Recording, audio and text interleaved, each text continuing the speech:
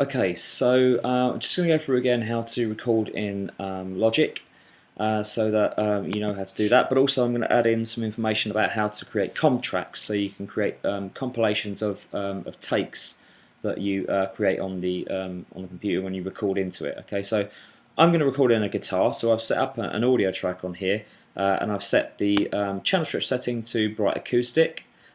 Which you can also see if I go to my library over here, is what I've got selected. It's under the acoustic guitar channel strip settings, and that gives me these different effects here. A channel EQ with a specific graphic, which is for acoustic guitar, which I've kind of just adjusted a little bit for myself to make it sound a bit better. And a compression in there, which I've also adjusted for myself to make it sound how I want it. But I started essentially with the Bright Acoustic channel strip setting to start with something. So I've got my track here, got my audio track, and I need to record Armit to record. But first of all, I'll make sure that I've got the right input. So I'll go down to my input-output section down here, and I'll go to Input, I hold that down, I go to Input, and I select Input 1, which is the first input in my sound card, and for you that would be the same. You know, it's the 3-pin input on the front of your fast track device, okay, where you plug in your microphones. Okay, so I've got a microphone plugged into my sound card, as you would do if you were doing the same. You'd select input 1, and that would be that input selected. If you selected input 2, it would be the other jack input that's next to that on the fast track. But if you're recording anything with a microphone, it's got to be going through XLR. Okay, so that's input 1 selected. So now I can record on my track, and we can just check the level on that.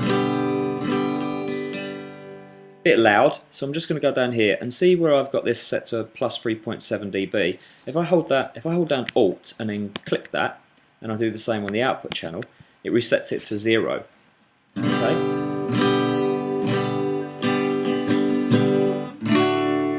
That's a fairly good record level, so that's all good. The other thing I need to set up is my metronome, because I've got to play in time in order to be able to compile these two tracks together, otherwise they just won't work.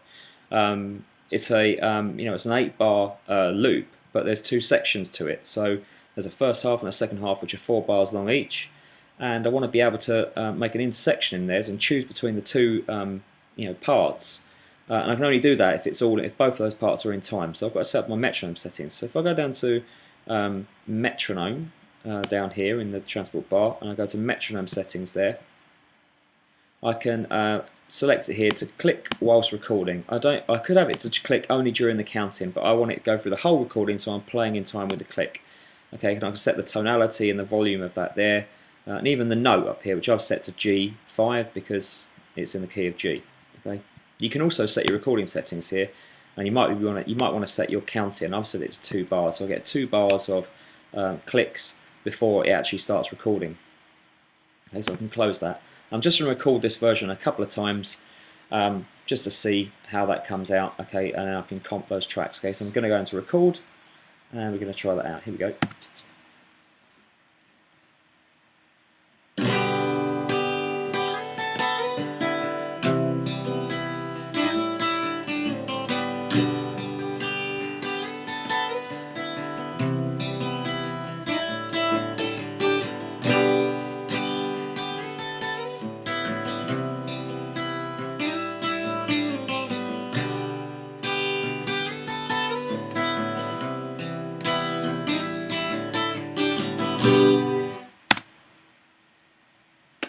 Okay, so I've got 2 recordings.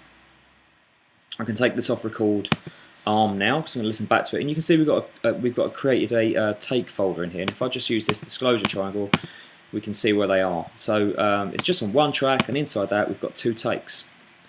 You can see if I zoom in around bar 5 here that this is the previous track I've got is the previous version I recorded is the one that's highlighted, and the first version I recorded is down here. Okay, so here's the intersection here at bar 5, or just before bar 5 for both of those. So what I'm going to need to do is that if I zoom in right into that, you can see where the new chord starts playing.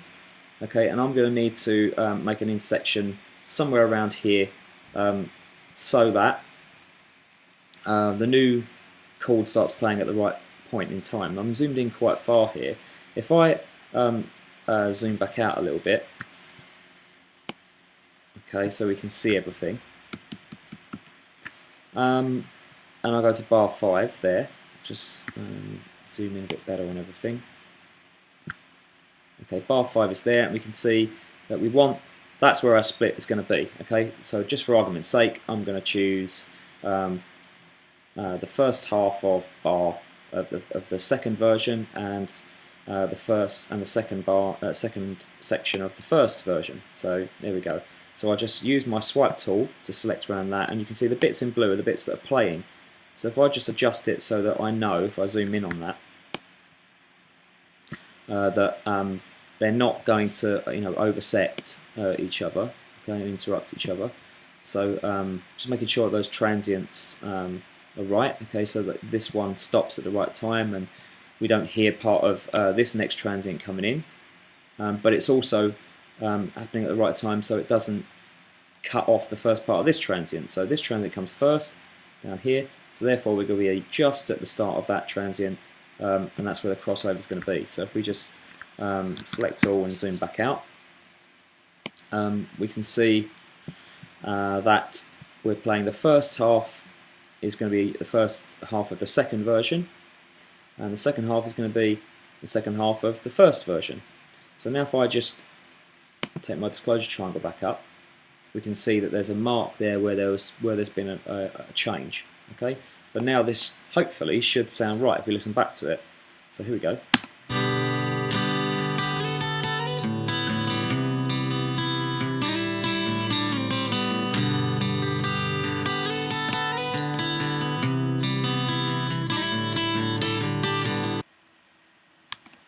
Okay, so there we go.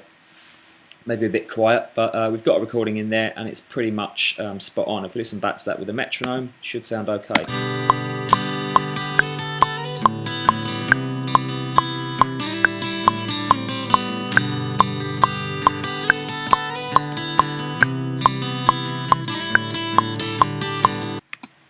Okay, so there we go. So we've recorded some acoustic guitar, and that could be anything, could be a vocal or whatever, and we've created a comp track by having a cycle region set up to create a take folder, and then using the swipe function here to adjust the region so we can select the takes that we want, and then use the disclosure triangle just to hide that. And now we've got a perfect 8-bar loop that we can use. And obviously we can bounce that down and use that as a loop wherever we want now. Okay, so it's all in there. But let's say I didn't like that and I wanted to get rid of it because it was rubbish. I could go into my bin here and I could select all of the regions there, go to audio file, delete files, and then here it says you're about to delete one audio file from the hard disk. You can't undo this operation. Be aware other projects may also be using these files.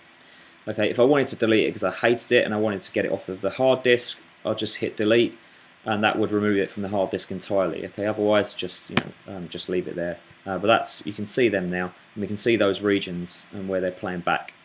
Okay, so that's in there as well. This information here tells you about the sample rate and the bit depth. This circle means it's a mono file, and that's the size of the file, 4.1 megabytes. So there we go. Okay, and that's how to record takes in Logic and compile them together to make a compilation track.